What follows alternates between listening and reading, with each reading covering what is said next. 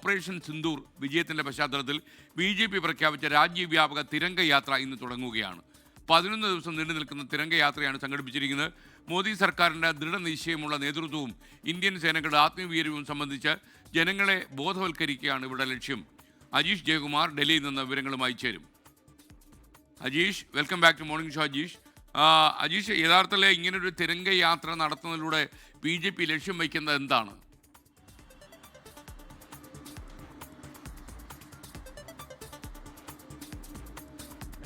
രാഷ്ട്രീയമായിട്ടുള്ള ഒരു നേട്ടം കൂടി തന്നെയാണ് BJP ഇതിലൂടെ ലക്ഷ്യം വെക്കുന്നത്. കഴിഞ്ഞ ഞായറാഴ്ചയാണ് ഇത് സംബന്ധിച്ച് ഒരു യാത്ര നടത്തണമെന്ന് BJP ഒരു കൂടിയാലോചന നടത്തിയത്. BJP ആസ്ഥാനത്ത് കേന്ദ്രമന്ത്രി അമിത്ഷായും പ്രതിരോധ മന്ത്രിയും BJP അധ്യക്ഷൻ JP നഡ്ഡയടക്കമുള്ളവർ ഈ യോഗത്തിൽ പങ്കെടുത്തിരുന്നു. മാത്രമല്ല BJPയുടെ സംഘടനയുടെ പ്രധാനപ്പെട്ട നേതാക്കളും ഈ യോഗത്തിൽ പങ്കെടുത്തിരുന്നു. അങ്ങനെയാണ് ഓപ്പറേഷൻ സിന്ദൂറിന്റെ വിജയം അവരുടെ രാഷ്ട്രീയമായ ഒരു ആയുധം കൂടിയാക്കണം, അല്ലെങ്കിൽ രാഷ്ട്രീയമായ ഒരു മുതലെടുക്കാനുള്ള ഒരു അവസരം കൂടിയാക്കണം എന്നുള്ളൊരു ഉദ്ദേശത്തിൽ ഒരു യാത്ര നടത്താൻ തീരുമാനിച്ചതും.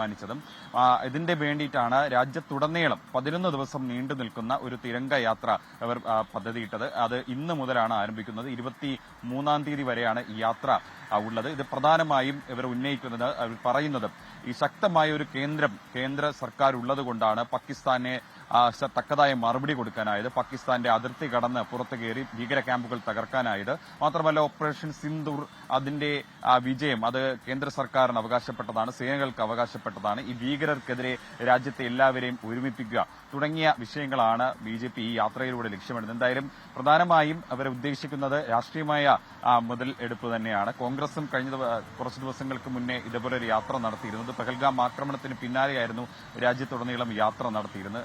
യുദ്ധവിരുദ്ധ യാത്ര എന്നതും തിരംഗയാത്ര എന്നാണ് അതിന് പേരും നൽകിയിരുന്നത്. പക്ഷേ അതിനുശേഷമാണ് ഇപ്പോൾ BJP സമാനമായ ഒരു യാത്രയുമായി ഇപ്പോൾ രംഗത്തിറങ്ങുന്നത്. എന്തായാലും BJPയുടെ ഈ യാത്രയിൽ മുതിർന്ന നേതാക്കളും കേന്ദ്രമന്ത്രിമാരും മുതിർന്ന നേതാക്കൾ അടക്കമുള്ളവർ പങ്കെടുക്കുമെന്നാണ് ഇപ്പോൾ ലഭിക്കുന്ന വിവരം. Okay, thank you. അജീഷ് ജയകുമാറാണ് വിവരങ്ങൾ നൽകിയത്.